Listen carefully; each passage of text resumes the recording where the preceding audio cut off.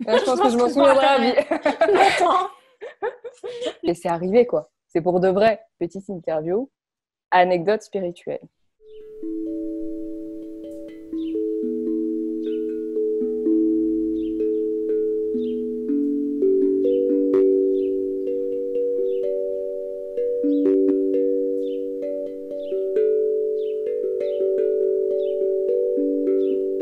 Voilà, vas-y, alors la première, la tienne maintenant. Ah oui, pardon. Alors, mon anecdote spirituelle la plus drôle. En fait, ah oui, moi, ça m'a fait rire en tout cas. À la fin d'une consultation, il y a un monsieur qui vient et pendant toute la consultation, c'était très compliqué pour moi de rester connectée à lui. Et puis lui, j'avais l'impression que je parlais vraiment dans le vide et que ça n'allait pas. Et tout ce que je lui disais, lui, il partait du principe que ce que je lui disais était faux. À tort ou à raison, hein, je veux dire. Mais bon, on n'arrivait pas à s'entendre en fait. Je lui transmets les messages des guides et ça ne lui convenait pas. Voilà, tout ce qui a été dit ne lui convenait pas. Du coup, qu'est-ce qui se passe à la fin? Je lui dis, écoutez, moi, je n'ai pas apprécié notre séance, donc je vous propose de ne pas payer cette séance et voilà, voilà, il ne revenait pas, quoi. En gros, de toute façon, si ça ne marche pas, c'est pas la peine de faire une séance, en fait.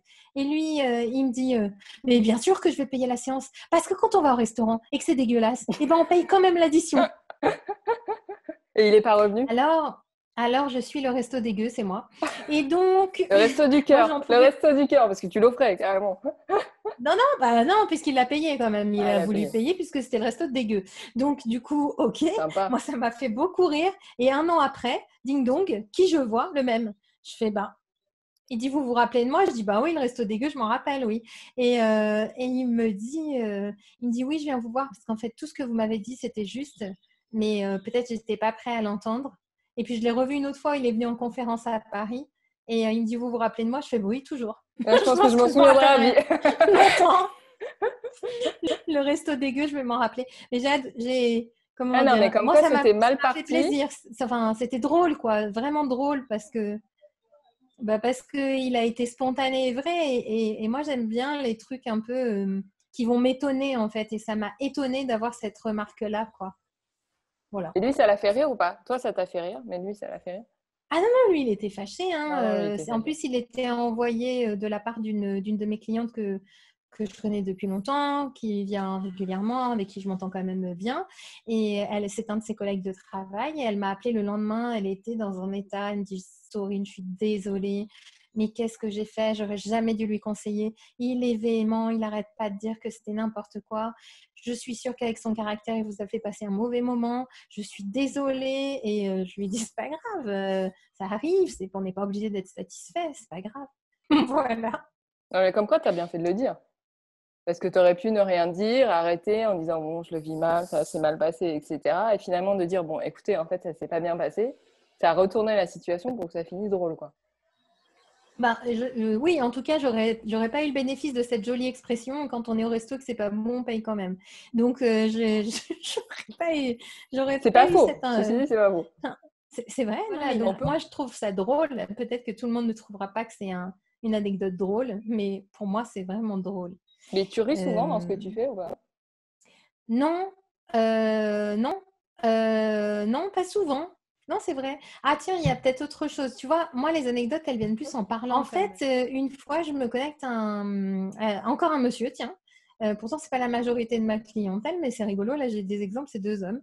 Et quand je me connecte au guide, eh bien, je vais sentir une atmosphère, un caractère, des choses qui vont venir et qui vont être en cohérence aussi avec la personne que j'ai en face de moi. Et là, je commence ma consultation et je n'arrivais pas à parler parce que je rigolais. Et je lui disais, je suis désolée, je ne me moque pas de vous, mais je me suis pris un gros fou rire et j'arrivais plus à m'arrêter de rigoler. Et ça, c'est vraiment rare. Et pourquoi je rigolais? Parce que ces guides, ils me faisaient des blagues. Et je lui ai dit, vos guides, ils n'arrêtent pas de me raconter des blagues. Je dis, mais c'est bizarre, on dirait des clowns.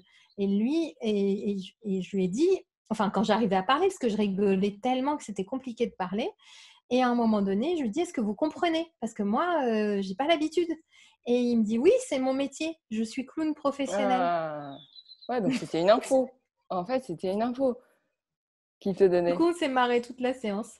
On a continué en rigolant, en fait. Il y avait plein de blagues pendant. Je serais bien incapable de dire ce que c'était parce que j'oublie beaucoup de mes consultations. Et j'avais même oublié celle-là, tu vois, c'est parce qu'on parle que ça revient. C'est ça aussi.